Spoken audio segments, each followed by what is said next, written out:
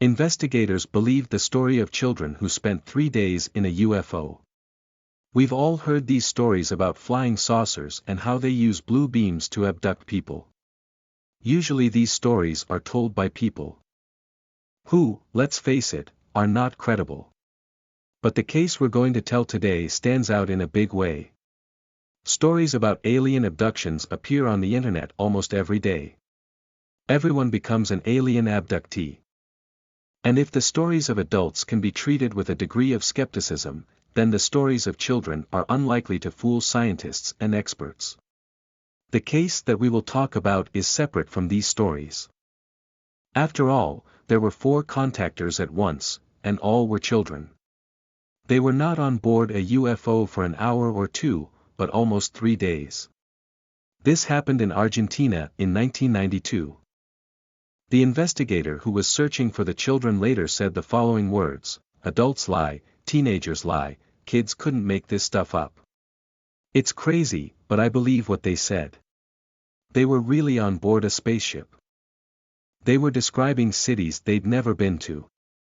They were really in space and describing it in a way that the best writers couldn't." Maria Malero, 8, her younger sister Emma Malero and 2 twin brothers, Jorge and Carlos, who were just 3 years old. When they were lifted into the air, Maria, to comfort her siblings, said some very touching words: "This is God taking us to heaven." He stood at the magic table from where he controlled the whole ship. It later transpired that 6 people were watching the moment of the abduction. According to their description, the ship was a saucer about 30 meters in diameter. It hovered at an altitude of approximately 500 meters. It let out a beam of blue light and pulled several objects inside the ship. It was a very good God. He said his name was Liar. He showed us the moon and the stars. The children were questioned individually, and each told the same story in his own way. The strangest thing about it was that Liar, whoever he was, left the same marks on the children's faces. The children said it didn't hurt at all. It even tickled. The children described Liar himself as having a very large head and yellow eyes. But he didn't scare us at all. He was very funny.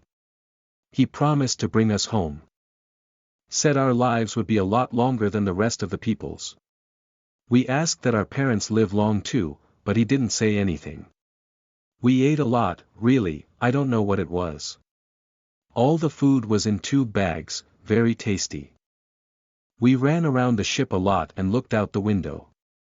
The only thing Liar asked us to do was not to push any buttons. And then Liar said it was time to say goodbye. He brought us back just as he had taken us to the same place. He asked us to ask our parents forgiveness for him and that he had no choice. What do you think? You have to agree that it would have been very difficult for children to come up with such a story. All 3 days the police were looking for them. And then they just showed up. Eventually the buzz around the incident began to die down and everyone forgot about it.